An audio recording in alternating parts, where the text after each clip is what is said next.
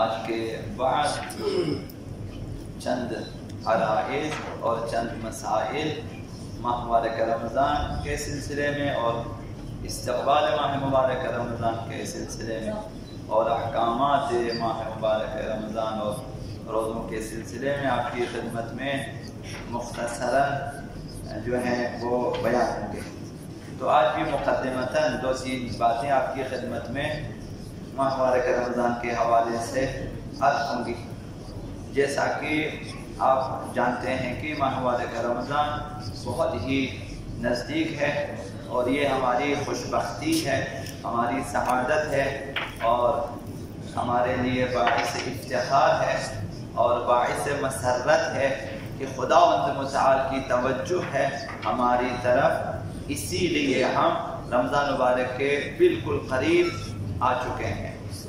اب اس ماہ مبارک رمضان سے استفادہ کرنا یا نہ کرنا یہ ہمارے اختیار میں ہے۔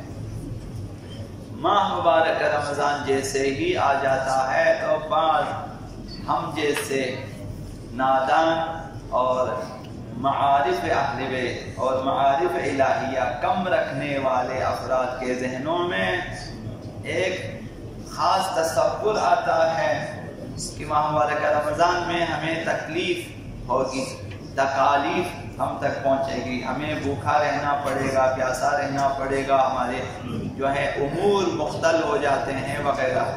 تو یہ نادانی کی وجہ سے ہے۔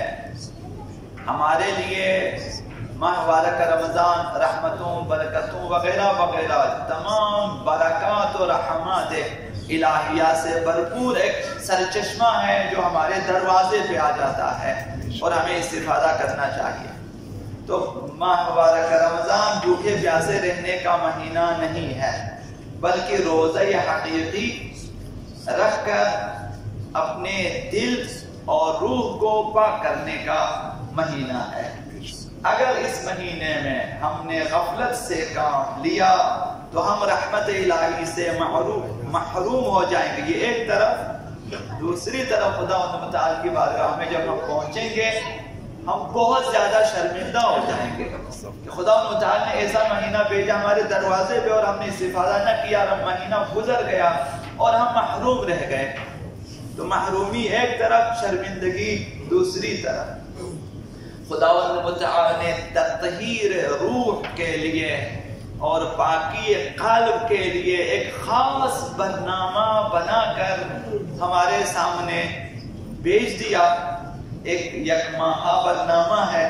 تو اس مہینے میں پوری کوشش ہونی چاہیے کہ ہم اللہ کو راضی کریں، پوری کوشش ہونی چاہیے کہ خداوند متعال کی توجہ ہماری طرف زیادہ ہو جائے، اور کوشش ہونی چاہیے کہ اس ماہ میں حتماً شفاعت اہل بیت کو حاصل کرے، مطمئن ہونا چاہیے تاکہ قیامت کے دن جہنم سے آزاد ہونے والوں میں سے قرار پائیں اور جنت حاصل کرنے والوں میں سے قرار پائیں۔ تو غنیمت جانیں کتنے لوگ گزشتہ سال ماہ مبارک رمضان میں آپ کے ساتھ روزہ رکھ رہے تھے، آپ کے ساتھ قرآن خوانی میں شامل تھے، آپ کے ساتھ اعتکاف میں شامل تھے، اور اس سال وہ سب اپنی اپنی قبروں میں ہیں، آپ سے جدا ہو چکے ہیں۔ اب ماہ مبارک رمضان سے وہ استفادہ نہیں کر سکتے ہیں، وہ محروم ہو چکے ہیں، رمضان سے محروم ہو چکے ہیں۔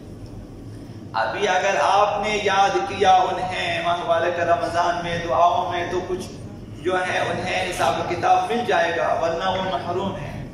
اور کتنے ایسے لوگ ہیں کہ جو پچھلے سال تک آپ کے ساتھ ہنستے تھے، باتیں کرتے تھے، آپ کے ساتھ عبادتوں میں تھے، اور اس سال ابھی وہ ہاسپٹل میں ہیں، داخل ہیں، وہ بستر بیماری پر ہیں، وہ رمضان سے استفادہ نہیں، حتی روزے بھی نہیں رکھ سکتے۔ تو غنیمت جانیں کہ آپ صحیح ہیں، سالم ہیں، اور رمضان ماہ مبارک رمضان آ چکا ہے، کوشش کریں کہ روزہ رکھیں۔ تو کیا خبر کہ یہی ماہ مبارک رمضان ہمارے لیے آخری رمضان ثابت ہو جائے۔ غنیمت جانیں، کیا خبر کہ یہی رمضان آخری رمضان ہمارے لیے، لہٰذا اسی سال کے ماہ مبارک رمضان سے خوب استفادہ کریں، اور اس کی برکتوں سے خوب فائدہ حاصل کرنے کی کوشش کریں۔ تو ایک چیز عرض کرنی یہ ہے کہ ہم لوگ شاید غافل ہیں، ہم لوگ خوش ہیں، مبارک رمضان رحمتوں کا مہینہ ہے، برکتوں کا مہینہ ہے، جو ہے ایک ایک آیت کا ثواب، کل قرآن پڑھنے کا ثواب وغیرہ وغیرہ ہے۔ دیکھیں اس راہ میں کہ یہ رحمتیں ہم تک پہنچیں، اس راہ میں کہ یہ برکتیں ہم تک پہنچیں، یہ جو سارے ثواب بیان ہم تک پہنچیں، اس راہ میں بہت ساری رکاوٹیں ہوتی ہیں، اگر دور نہ کیا جائے تو یہ رحمتیں ہم تک نہیں پہنچیں گی۔ اس راہ میں جو ہے رکاوٹیں بہت ہیں۔ ایک کسان کے لیے یہ کافی نہیں کہ اس کے پاس ایک کھیتی موجود ہے، یہ کافی نہیں ہے۔ اس کھیتی تک، اس زمین تک جو ہے آب رسانی کے لیے نہروں کا سلسلہ ضروری ہے، چشمے کا سلسلہ ضروری ہے۔ اس راہ میں جتنی رکاوٹیں ہیں اسے صاف کرنا چاہیے تاکہ چشمہ آب سے پانی پہنچے اس کے زراعت تک۔ جب اس کی زراعت تک پانی پہنچ جائے گا پھر وہاں استفادہ کر سکے گا۔ یہ خوش رہیں کہ وہاں بہت بڑا سرچشمہ میرا کھیت جو ہے ادھر ہے، کافی نہیں ہے، بیچ میں بہت ساری رکاوٹیں ہو سکتی ہیں۔ ایک رکاوٹ جو آج عرض کرنا چاہوں گا وہ رکاوٹ حقوق اللہ ہے، جس نے ادا نہیں کیا بہت ساری رحمتوں سے برکتوں سے وہ محروم رہے گا۔ خدا متعال لہٰذا اس ماہ مبارک رمضان کے آنے سے پہلے ایک فہرست تیار کریں کہ میرے ذمے حقوق اللہ کتنے ہیں۔ آپ کی نمازیں قضا ہو سکتی ہیں، ایک حساب کر لیں اور تہیہ کر لیں، اس رمضان میں اپنی قضا نمازوں کو ادا کر لوں گا۔ اور روزے ہو سکتے ہیں، ابھی جتنے دن باقی شعبان کے روزے رکھ لیں، ایک روزہ بھی اگر قضائی ہے اور رکھ لیا یہ بھی غنیمت ہے کہ رکھ لیں کہ میں روزوں کو بھی ادا کروں۔ ممکن ہے کہ آپ کے پیسوں میں، آپ کی آمدنی میں جو ہے خمس واجب ہو، حساب کر لیں کتنے خمس میرے ذمہ واجب ہیں، اس رمضان میں شروع میں ہی میں ادا کر لوں گا۔ اسی طرح اگر حج واجب ہیں اسی رمضان میں ارادہ کر لیں کہ اس سال میں حج کر لوں گا تاکہ خدا متعال کو راضی کر۔ تو ایک فہرست حقوق اللہ کی ہے، دوسری فہرست حقوق الناس کی ہے۔ حقوق الناس وہ چیز ہوتی ہے کہ حتیٰ شہداء بھی نہیں بخشے جاتے حقوق الناس کے سلسلے میں۔ شہداء کو بھی کھڑا ہونا پڑے گا جب تک حقوق الناس ادا نہ کرے۔ حقوق اللہ ممکن ہے کہ خداوند شہداء کے لیے بخش دے، لیکن حقوق الناس جب تک لوگ معاف نہ کریں۔ تو اس لیے ایک فہرست حقوق الناس کی اپنے گھر بنا لیں، کس کس کو ناراض کیا، کس کس کے حقوق میرے ذمے ہیں، کس کس کی تنخواہیں میں نے نہیں دی ہیں، کس کس کے پیسے میرے ذمے ہیں، کس کی جائیداد میرے پاس وغیرہ وغیرہ فہرست کر، تاکہ یہ چیزیں اگر ادا کریں گے پھر ماہ مبارک رمضان کی ممکن ہے ساری رحمتیں، برکتیں اور یہ چیزیں آپ تک پہنچ جائیں اور آپ کامیاب ہو جائیں۔